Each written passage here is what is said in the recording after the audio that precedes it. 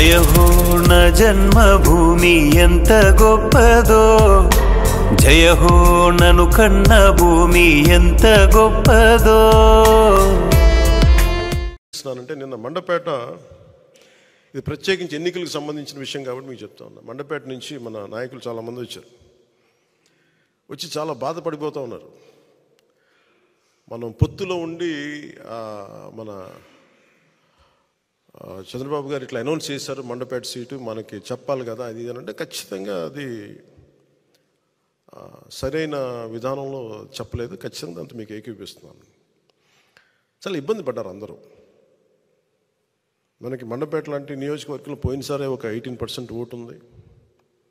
అది ఈ రోజున చాలా బలమైనటువంటి అబౌవ్ 23-28 ఎగ్జాక్ట్ చెప్పండి 28 దాదాపు 26 నుంచి 27 ఒక 10% పెరిగింది పోయిన దానికి ఈసారికి.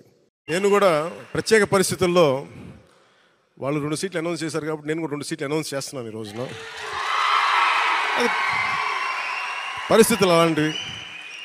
సో నాకు కూడా ఒత్తిడి ఉంటుంది, అప్పుడు చంద్రబాబు గారికి కూడా ఒత్తిడి ఉంటుంది, నాకు కూడా ఒత్తిడి ఉంటుంది. కాబట్టి ఆ ఒత్తిడిని నేను కూడా తట్టుకోవడానికి